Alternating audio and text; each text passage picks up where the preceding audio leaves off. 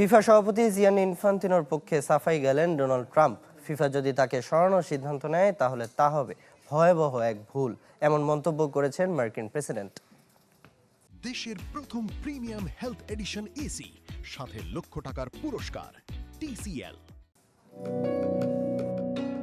বিশ্বকাপের সত্ত্ব বিক্রির ঘোষণার পর থেকে সমালোচনার কেন্দ্রবিন্দুতে জিয়ানি ইনফান্তিনো। ফিফা সভাপতির বিরুদ্ধে সবচেয়ে সরব ইউরোপীয় ফুটবলের নিয়ন্ত্রক সংস্থা ইউএফা, যাদের সাথে এক হয়েছে কনকাকাফ ও এএফসিও। তবে ফিফা সভাপতির পক্ষেও সমর্থনের কমতি নেই। লাতিন আমেরিকা ও আফ্রিকার পর পাশে দাঁড়িয়েছেন ডোনাল্ড ট্রাম্প। ইনফান্তিনোকে সরিয়ে দেওয়া হলে বেশ ক্ষতিগ্রস্ত হবে ফিফা।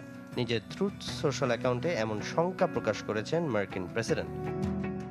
যে কোনো কারণেই হোক, ফিফা যদি প্রেসিডেন্ট জিয়ানি ইনফান্তিনোকে সরিয়ে দেওয়ার কথা বিবেচনা করে, তাহলে তারা একটি ভয়াবহ ভুল করবে, কারণ তিনি অসাধারণ একজন মানুষ।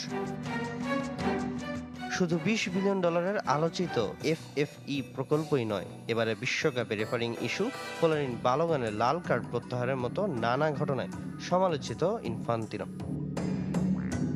তবে নিজের ঘনিষ্ঠ বন্ধুকে নিয়ে সেসব সমালোচনা আমলে নিতে চান না ট্রাম্প। তার মতে ইনফান্তিনোকে সরিয়ে দিলে লাভের মুখ দেখবে না বিশ্বকাপ। তিনি ইতিহাসের সবচেয়ে সফল বিশ্বকাপের সভাপতিত্ব করেছেন, 3 বার প্রেসিডেন্ট হয়েছেন। তিনি চলে গেলে বিশ্বকাপ আর কখনো এতটা সফল বা লাভজনক হবে না।